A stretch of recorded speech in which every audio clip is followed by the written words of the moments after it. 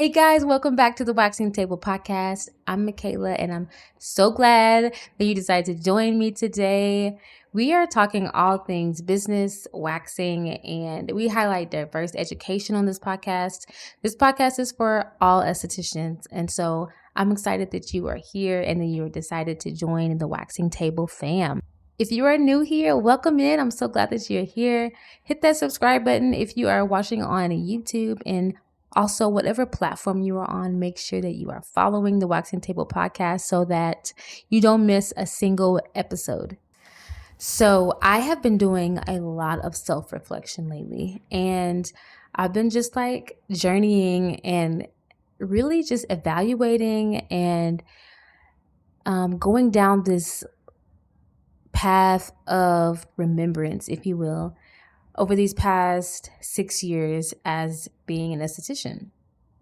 So I've been, an esthetician for almost 6 years now, and I've gone through a lot, you guys. I have so much to learn though. And, I'm not like the perfect at this journey as an esthetician, but I have learned quite a lot, and I really want to share some things with you that I've learned that has really helped shift and change my career and my mindset. It's really helped to grow my business in a lot of ways that I didn't really realize. I'm just so grateful. Like, I'm so grateful to just be here and to have made it in this space with you and have connected with you so far. And I love being an esthetician. I think it's something just so beautiful to be able to help boost someone's confidence through a simple wax, through a simple like brow tint, and through just a simple maybe skincare consultation. Like it's really changed. It changes lives, and it impacts so many of us, so many of our clients and our audience's confidence. It does way more than sometimes we may even think of, and so I'm grateful. And so I just wanted to just reflect a little bit about like my journey. And I remember when I first started this journey as an esthetician, when I first made that decision to become an esthetician, I remember I had that gut feeling, that feeling that like it's in the depthness that that you're confident with whatever it is, or you're sure of a decision that you want to make. And so this was one of those things for me. This was one of those decisions that I made that was for me after I had my daughter. And this was, mid still postpartum, going into, my second year after having her. And I just am I've never felt so sure about something in my life. And so I was just excited. I was excited from, I talked about this before, but transitioning from Mary Kay really just boosted this confidence in me and in my thirst for skincare. So yeah, I remember I made this decision and I had the support of my husband, and he's incredible for that. And I just remember like the very ever first client that I touched, from beauty school to, my very first client at my first job, and my very first client when I opened my waxing business. Like, I'm just really reflective, and I'm just such in a space of gratitude. And I am just so thankful to be here 6 years later. Now, I don't think I have it all together by any means. Truly, I do not. But I am grateful, and I can look back on certain things and certain situations and, think about how things have really stretched me and grown me for the better. And I just want to share those things with y'all today. So here are 3 things that you need to know as an esthetician and body wax specialist. The first thing that I've learned is to trust myself. I've learned to trust my choices. For example, moving into my very first waxing suite, I came from waxing in my apartment, you guys, literally in the middle of my living room floor, to moving into my own waxing suite. And the timing of that decision was really great because I was saving, I didn't have a suite rent to pay. So I was really able to move into that space, confidently and with a plan. And so I trusted myself to just start honestly to just do it. I learned how to trust my skills as well.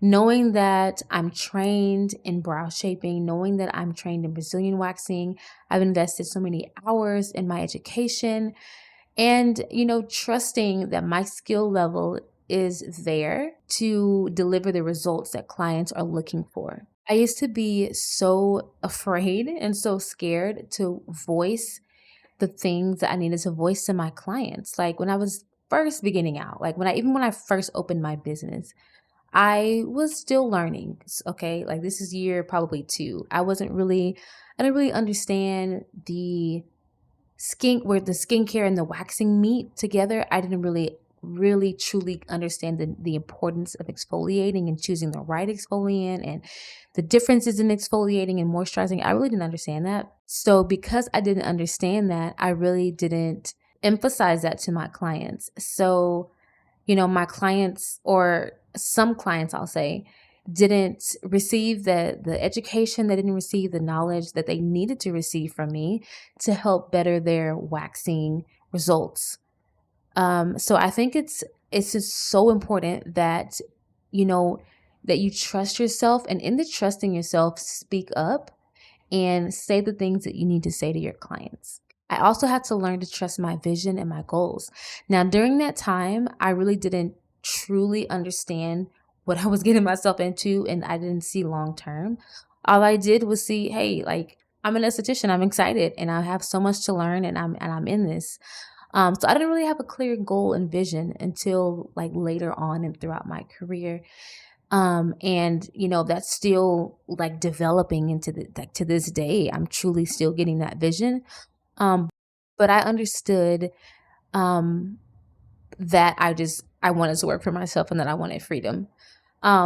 So in trusting your vision and trusting your goals, in whatever decision that is that you're making, just make sure that it aligns with who you are, with your choices, the thing that you believe. Just make sure that, you're staying true to who you truly are and your ethics, your morals, and all that. The second thing that I have learned is that confidence matters. And I'm saying that because it's so true. You know the phrase, fake it till you make it, right? I don't truly like the phrase fake it till you make it because sometimes it can have like a cringy, negative type of vibe, but I understand the idea. The idea is you kind of have to do what you have to do and get through what you got to get through, regardless of kind of like how you're feeling. You got to kind of like muscle up. So for example, if you had a long day, if you are in the midst of a long day and you're tired and you're not feeling well, but it's just more so you're just tired because I'm fatigued versus like you're physically sick. Sometimes you just got to put on a face and be like, hey, here we are, Um, but I don't necessarily like that because I think confidence takes practice. You don't have to fake confidence, but it does take practice and it does take discipline. You have to implement it every single day. Practice until you make it.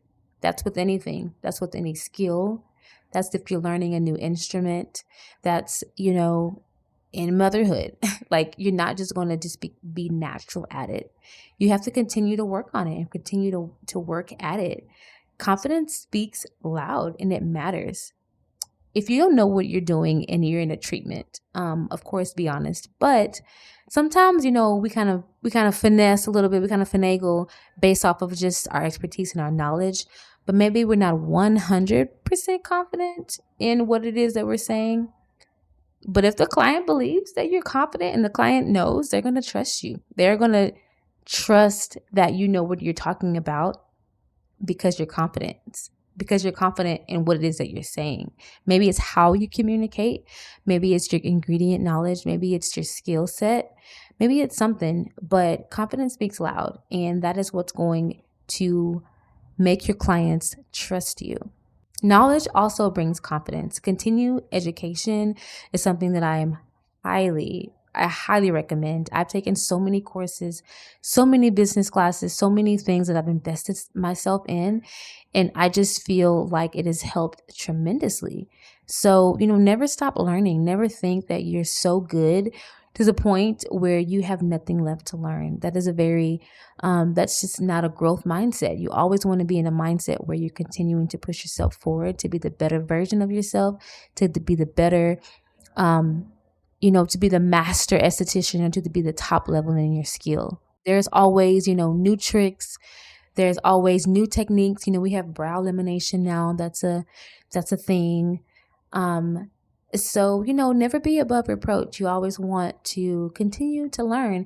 And even if it's to learn just so that you are aware of a service, maybe you don't want to offer brow lamination or, certain services that you don't necessarily think you want to offer. But what if you just took the course just so that you had the knowledge about it, just so that you have an idea of what it is and you know how to communicate to your clients better? Even that, doing market research, getting waxed by other waxers, getting services done by beauty professionals, because I think we can all learn from each other. And I think it's so amazing. So always learn, even if it's within, your beauty space around you. The third thing that I've learned is it doesn't have to be perfect. Just start. Did y'all hear me? It doesn't have to be perfect. Just start. And y'all, I'm talking to myself too, okay? In all transparency, this episode I feel like took me the longest because I am just so hyper focused on so many different details. Y'all, I'm type A. I like organization. I like to have structure, and I like a plan. I have outlines, all these things. And it just wasn't communicating how I was needing it to be communicated, like on paper. And disclaimer really quick, if y'all hear kids in the background, just know it's mom life, hashtag. So yes, I struggled. And, like I said, I like structure. I like organization. So this episode was a little bit hard, and I feel like it was a struggle for me to write on paper what it is I'm trying to communicate to you guys through like my words and verbally. But this is just a reminder that, it's literally crunch time. I have an outline. I'm just going to go for it, and I'm just not going to worry about it being perfect. I'm not going to worry about it, and we're just going to do it. So this is an encouragement to you and to myself, to just do it. There's so many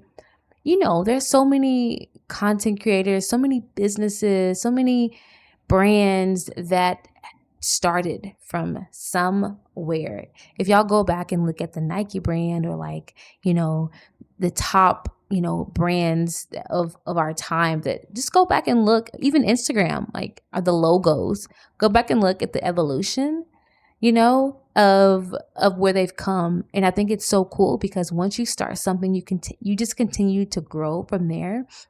And you never know what it is that's missing or that you need unless you just do it. You just got to start and go for it and not worry about it being perfect. As long as you're showing up your true self, the rest, I promise you, will fall into place. Also in that, people are waiting on you. People are waiting for you to start. I know some people have, little siblings and maybe you're a first generation, graduate or big impactful just things that you're doing. People are waiting on you. People are looking for you. People need you. And if you would have never shown up, if you're just continuing is not a word. If you just continue to sit on your skills, if you continue to sit on that business plan, if you continue to not make moves, you're going to continue to stay where you've been and not grow. So just start and the rest will follow. Also, I've learned that you don't need every product. I don't need every single product out there on my shelf to retail to my clients. I first started, there's so many brands and there's so many things that you're unsure what to try. And I remember I spent a pretty good amount of money one time on one brand. And I got all their exfoliants, their masks, and I got a bunch of different little treatments for them or from them. And number one, I did not know about all of the product. Like, I didn't truly understand the products. And then I didn't understand my client either. Those products weren't the best fit for the majority of my clientele, but I was just so hyper focused on, I have to get this and I got to get that. And, you learn as you go.